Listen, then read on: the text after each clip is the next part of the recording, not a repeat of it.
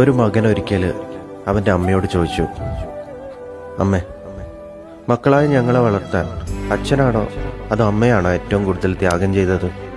ആ അമ്മ തൻ്റെ മകനോട് പറഞ്ഞു, മോനെ, ഈ ചോദ്യം നീ എന്നോട് ചോദിക്കാൻ പാടില്ലായിരുന്നു. കാരണം മക്കളായ നിങ്ങളെ വളർത്താൻ നിങ്ങളുടെ അച്ഛൻ്റെ ത്യാഗമൊന്നും ഈ അമ്മയ്ക്കില്ല. ഞാൻ വിവാഹം കഴിഞ്ഞ് വരുമ്പോൾ നിങ്ങളുടെ അച്ഛൻ ഇങ്ങനെ ആയിരുന്നില്ല. സ്വന്തമായി താല്പര്യങ്ങളും ഇഷ്ടങ്ങളും ഉള്ള വ്യക്തിയായിരുന്നു. പിന്നീട് അങ്ങോട്ട് ആ മനുഷ്യൻ എനിക്ക് വേണ്ടി, നിങ്ങൾക്ക് വേണ്ടി ഒരു കുറവും ഉണ്ടാകാതിരിക്കാൻ വേണ്ടി ഓടുകയായിരുന്നു.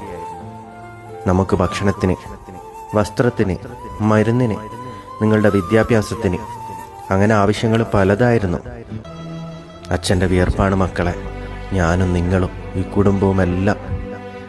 ആ മകൻ ഇതേ ചോദ്യം അവൻ്റെ അച്ഛനോടും ചോദിച്ചു. അച്ഛൻ്റെ മറുപടി മറ്റൊന്നായിരുന്നു.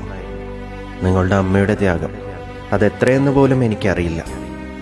നിങ്ങളെ വളർത്താൻ, നിങ്ങളെ വലുതാക്കാൻ അവൾ സഹിച്ചതൊന്നും ഞാൻ അറിഞ്ഞിട്ടില്ല, അറിയിച്ചിട്ടുമില്ല.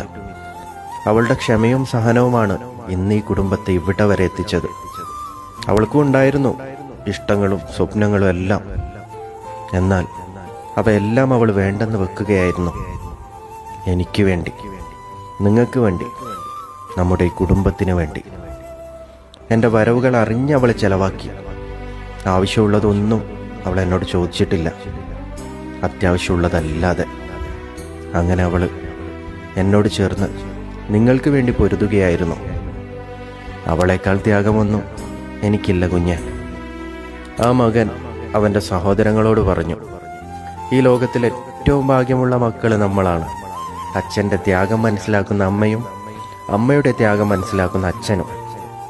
അതാണ് നമ്മുടെ കുടുംബങ്ങളിൽ വേണ്ടത്. മാതാപിതാക്കൾ ഭൂമിയിലെ ദൈവങ്ങളാണ് അവർ. ഒരിക്കലും അവർ രണ്ടല്ല, ഒരു കിരീടത്തിലെ 2 പൊൻതൂവലുകളാണ് അവർ. ഇത്രയും പറഞ്ഞുകൊണ്ട് എൻ്റെ വാക്കുകൾ ചുരുക്കുന്നു. നന്ദി, നമസ്കാരം.